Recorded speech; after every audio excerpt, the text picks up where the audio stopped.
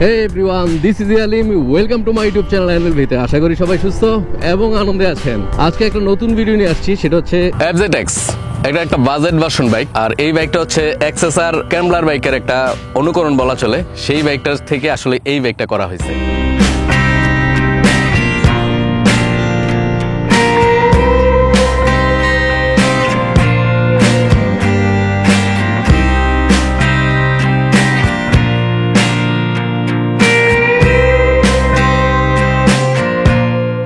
এই বাইকটা বাংলাদেশে আসছে অগাস্টের 2021-এ। বাংলাদেশে আসার আগে ইন্ডিয়াতে আসছে। বাংলাদেশে যখন XSR আসছিল তখন ইন্ডিয়ার মার্কেটে ওই বাইকটা ছিল না। XSR বাইকটা ছিল একটা scrambler bike.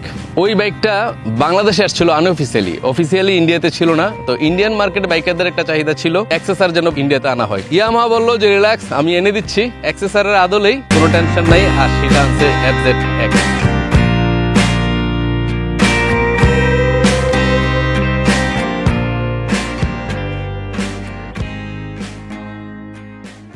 Traditional bike design থেকে এই বাইকটা একটু ডিফারেন্স আমার কাছে মনে হয়েছে।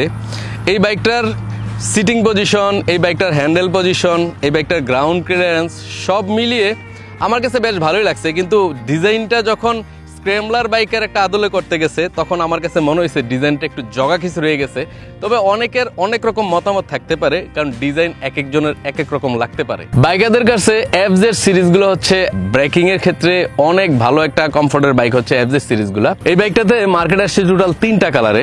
একটা হচ্ছে যেটা আমার সামনে দেখতে পাচ্ছেন ম্যাট ব্ল্যাক, আরেকটা হচ্ছে কপার অরেঞ্জ কালার, আরেকটা আছে ব্লু কালার। তবে এটার কয়েকটা জিনিস আমার কাছে বেশ ওয়ার্ড মনে হয়েছে। যেমন এটার যদি হেডলাইট এবং মিটারের মাঝখানের যে গ্যাপ, এই গ্যাপটা আমার কাছে মনে হয়েছে কেমন জানি, দূর থেকে দেখলে আসলে এই গ্যাপটা মনে হচ্ছে যে উপরে কোনো একটা ছাতি আর নিচে হেডলাইট দেওয়া আছে। মনে হয়েছে যে আরেকটু যদি স্মুথ কিছু একটা থাকতো এখানে, মনে হয় ভালো লাগতো আর কি।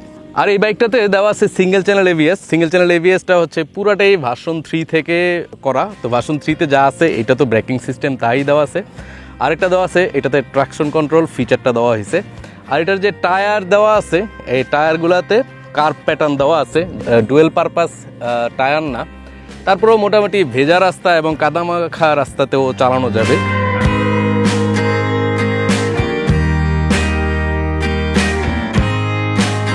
এই বাইকটা যেহেতু 6000 কিলো চালানো হয়েছে, এই 6000 কিলোর উপরে আমি 5টা ভালো দিক বলবো আর 5টা খারাপ দিক বলবো। চলুন শুরু করা যাক। বাইকটার 1 নম্বর ভালো দিক যেটা মনে হয়েছে, বাইকটাতে প্রচুর পরিমাণ মেটাল ইউজ করা হয়েছে, যেটা নর্মালি অন্যান্য বাইকের থেকে প্লাস্টিক কাভার দেওয়া থাকে। এটা ফুললি মেটাল ট্যাঙ্ক বানানো হয়েছে, সাথে মাডগার্ড মেটাল, আর নিচে ইঞ্জিন গার্ডও মেটালের।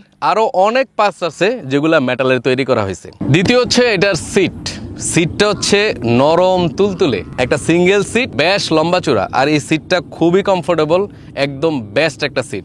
আর এইটাতে বউ বাচ্চা নিয়ে চলাফেরা করা যাবে স্বাচ্ছন্দ্যে। বাইকটার 4 নম্বর ভালো দিক যেটা আমার কাছে বেশ ভালো লাগছে, সেটা হচ্ছে এটার এক্সোস্ট সাউন্ডটা আপনাদেরকে একটু শোনাই।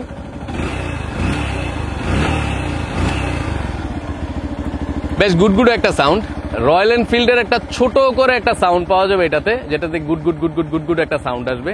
5 নম্বর ভালো দিক এটা হচ্ছে মিটারের নিচেই দেওয়া আছে একটা চার্জিং পোর্ট দেওয়া আছে। এটার জন্য আলাদা একটা সকেটের মতো কিনতে হবে, যেটা ওই গাড়িতে থাকে না যে হিটার, ওই হিটারের মতো। তো ওইটা দিলে ডিরেক্টলি এখান থেকে চার্জিং পোর্ট আছে, চার্জটা ইউজ করে দেবে।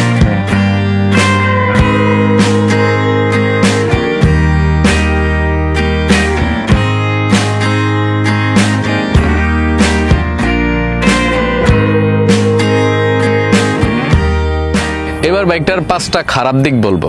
যে 5টা খারাপ দিক এই বাইকটাতে আছে, সেটার 1 নম্বর হচ্ছে বাইকটার ইঞ্জিন পাওয়ার FZ সিরিজে যা ছিল আগের মতোই আছে। ভার্সন 1, 2 এবং 3-তে একই ইঞ্জিনের রেডি পিকআপ তেমন নাই।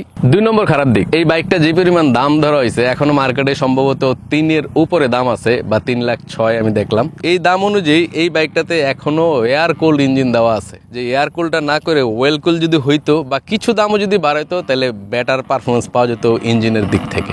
3 নম্বর খারাপ দিক, এটার ট্যাঙ্ক ফুয়েল ক্যাপাসিটি, বেশ বড় সড়ো একটা ট্যাঙ্ক, কিন্তু এটাতে 10 লিটার ফুয়েল আটে। আগের যেই বাইক ছিল FZS ভার্সন 3 সেটাতে কিন্তু 13 লিটার পর্যন্ত ফুয়েল আটতো। তো এই জিনিসটা আমার মনে হচ্ছে যে টাঙ্কি দেখতে বড় কিন্তু ভিতরে ক্যাপাসিটি কম। এটা 4 নম্বর খারাপ দিক। আমি বলবো না খারাপ দিক কিনা, কিন্তু আমার কাছে মনে হচ্ছে খারাপ দিক, কারণ এটার সিট হাইট হচ্ছে 810 mm। MT-15 ইন্ডিয়ান ভার্সনটা হচ্ছে 810 mm, যেটা পাসপোর্ট 2-3 যারা তাদের জন্য কমফোর্টেবল, কিন্তু এর নিচে হইলে এই বাইকটাতে প্রবলেম হবে। যেমন FZS যে সিরিজগুলো আছে 1, 2, 3 ওইটাতে সিট দেওয়া আছে 790 mm। তো সেই জন্য ওই বাইকগুলো কমফোর্টেবল ছিল 5 ফিট 2-3 যারা তাদের জন্য বাইর কম হইলেও চালাইতে পারতো, কিন্তু এটাতে একটু প্রবলেম হবে যেহেতু সিট হাইট আছে 810 mm। এটাতে যদি আমি সিটে বসি, সিটটা যেহেতু একটু চওড়া সেজন্য পাওটা একটু দুই পাশে ছড়ায় রাখতে হবে। এটা মেইনলি প্রবলেম ফেস করবে যখন সিটির ভিতরে জ্যামে গাড়ি চালাবে, পা যখন নিচে ফেলতে যাবে তখন এই প্রবলেমটা ফেস করাবে। এটা লাস্ট যে খারাপ দিক মনে হয়েছে সেটা হচ্ছে এটার ফুট রেস্ট, যেটাতে পা রাখি আমরা। এটা নর্মালি ক্রুজার বাইক আছে ওই রকম, যেমন আমরা বাজার অ্যাভেঞ্জার চালাই, বাজার অ্যাভেঞ্জারে পা রাখতো একটু এইরকম। তো এটাও অনেকটা এটার আদলেই করা, সেই জন্য ফুট রেস্টে যদি আমি দেখাই যে পাটা নর্মালি আমরা FZ সিরিজে যেটা রাখি সেটা হচ্ছে একটু পিছনের দিকে থাকে, এটা দেখলাম যে একটু উপরের দিকে, এবং গিয়ার শিফটিং একটু উপরের দিকে। যখন বাইক চালাতে শুরু করবেন সেই ক্ষেত্রে যারা FZ আগের সিরিজগুলো চালাইছে তখন তাদের কাছে মনে হবে যে একটু ক্রুজার বাইকের মতো, যে অ্যাভেঞ্জারের মতো একটু সামনের দিকে পাদানি বা gear shifting liver. Yeah, this is my life, my strife, my right to fight, to die on. And this is my game to play. আচ্ছা, এই বাইকটা আমার না, এই বাইকটা হচ্ছে আমাদের সবার প্রিয় সাকিব ভাই। তো সাকিব ভাইয়ের কাছ থেকে আমি কয়েকটা প্রশ্ন করব, সেটা হচ্ছে যেহেতু এই বাইকটা 6000 কিলো অলরেডি চালানো হয়েছে, এই বাইকটা সম্পর্কে সাকিব ভাইয়ের কাছ থেকে জানবো কয়েকটা ভালো জিনিস এবং কয়েকটা মন্দ জিনিস যেটা প্র্যাকটিক্যালি উনি চালায় পাইছে। আচ্ছা সাকিব ভাই, এই বাইকটা তো আপনি 6000 কিলো অলরেডি চালায় ফেলছেন, এই বাইকটার 2টা ভালো দিক এবং 2টা মন্দ দিক আপনি বলবেন, এবং বাইকটার মাইলেজ কত পাচ্ছেন সেটাও আমাকে একটু বলবেন। আচ্ছা, ফার্স্টে বলি এইটা হচ্ছে একটা কমফোর্ট কিং বাইক। আমি আমার লাইফে যতগুলো বাইক রাইড করছি ওই বাইকগুলোর মধ্যে FZX হচ্ছে মোস্ট কমফোর্ট কিং এখন পর্যন্ত। 2টা ভালো দিক আর 2টা খারাপ দিক নিয়ে যদি আমি কথা বলতে চাই, ফার্স্ট ভালো দিক বলবো এটার মাইলেজটা আপনারা বেটার একটা মাইলেজ পাবেন।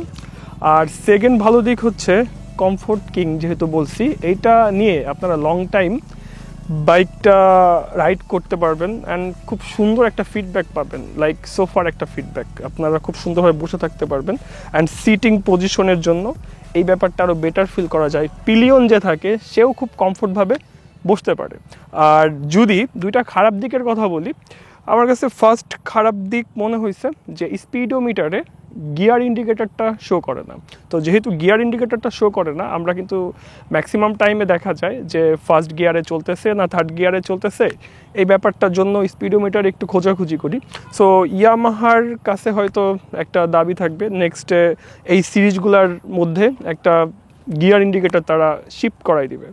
আর সেকেন্ড খারাপ দিক হচ্ছে, এটা আমার কাছে খুব একটা খারাপ দিক না, এই সেগমেন্টের বাইকগুলোর মধ্যে এইটার পাওয়ারটা একটু কম বলতে একদম কম না। তো হাইওয়েতে হয়তো আপনারা একটু 19-20 সাপোর্ট পাবেন, তবে বাইকটা কিন্তু ইজি 85 থেকে 95 আপনাকে হাইওয়েতে রেসপন্স করবে। আর যদি আপনারা পিলিয়ন সহ রাইড করেন 106, 108 পর্যন্ত আপনারা টপ পাবেন। আমি সিঙ্গেলে টপ পাইছি 115 থেকে 117। আর ভাইয়ের হচ্ছে আরেকটা প্রশ্ন ছিল আমার কাছে বাইকটার মাইলেজ হচ্ছে সিটিতে আমি পাচ্ছি 42+, আর হাইওয়েতে কখনো পাহাড়ি রোডে যদি আমি যাই লাইক সাজেক বান্দরবান তখন আমি মাইলেজটা পাইছি 45 মতো। আর যখন হাইওয়েতে ছিলাম মাওয়া এক্সপ্রেসওয়ে বা যে কোনো হাইওয়েতে, তখন এটার মাইলেজ না কখনো 50 পর্যন্তও হিট করছে।